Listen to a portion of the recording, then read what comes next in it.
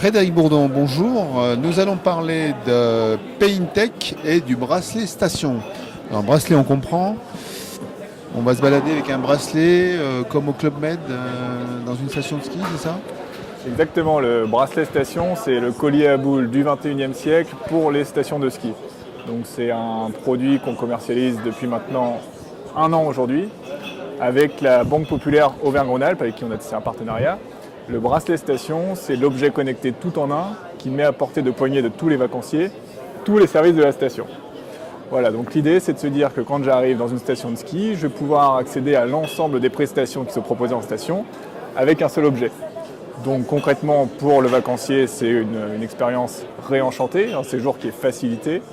Pour le gestionnaire de la destination de ski, c'est tout un lot d'avantages, donc de la récolte de données sur les parcours clients, une différenciation par rapport à la concurrence, une fidélisation des clients et une augmentation générale des consommations avec l'effet du coup casino, l'effet casino Panini du bracelet.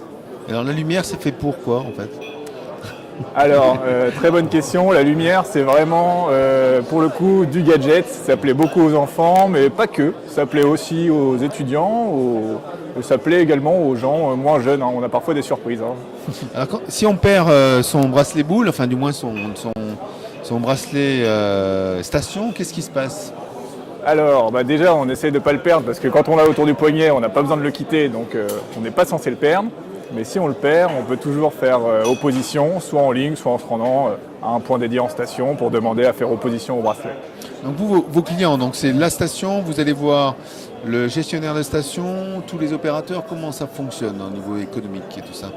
Alors nous, notre approche, c'est d'aller voir les offices de tourisme ou les opérateurs de remontée mécanique, de monter un projet avec eux et puis petit à petit fédérer un certain nombre d'acteurs autour de ce projet de façon à ce que le parcours du vacancier soit réellement facilité parce que le réseau d'acceptation du bracelet est suffisamment vaste pour que l'expérience soit réellement améliorée, réenchantée.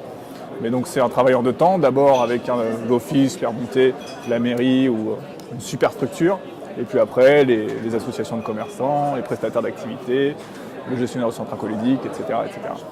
Donc vous avez déjà utilisé ce système à grande échelle l'année dernière, c'est ça? Ou cette année? Tout à fait, ouais. Donc en fait, Payntech est déjà le leader français et même européen sur différentes verticales, tourisme, loisirs, sport, culture et l'événementiel aussi.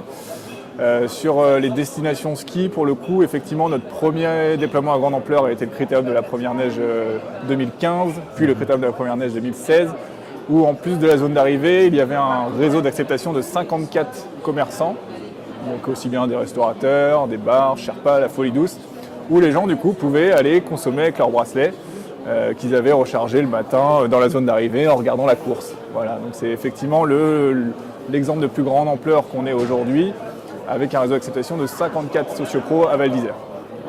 Combien de clients avaient utilisé le bracelet? Enfin, vous avez des chiffres? On a effectivement des chiffres, on ne peut pas communiquer bien entendu les chiffres précisément, mais on va dire sur la vingtaine de milliers de spectateurs qui sont passés sur le week-end à Val d'Isère, on avait entre 8 et 10 000 utilisateurs. D'accord, donc capacité de pouvoir gérer quand même un grand nombre d'individus sur une station. Tout à fait, sachant que d'autant plus la montée en charge de notre solution, on l'a plus testée il y a 4-5 ans dans l'événementiel, quand on travaille toujours dans l'événementiel. Aujourd'hui, on gère des événements comme le Hellfest, 195 000 personnes sur 3 jours, donc c'est vrai que plus rien ne nous fait peur. D'accord. Donc pour une station qui est intéressée par votre produit, on peut aller sur www.payntech.com, c'est ça? Exactement, et il y a même une page dédiée au bracelet station dans les pages sectorielles pour avoir plus de précision. Merci. Merci à vous.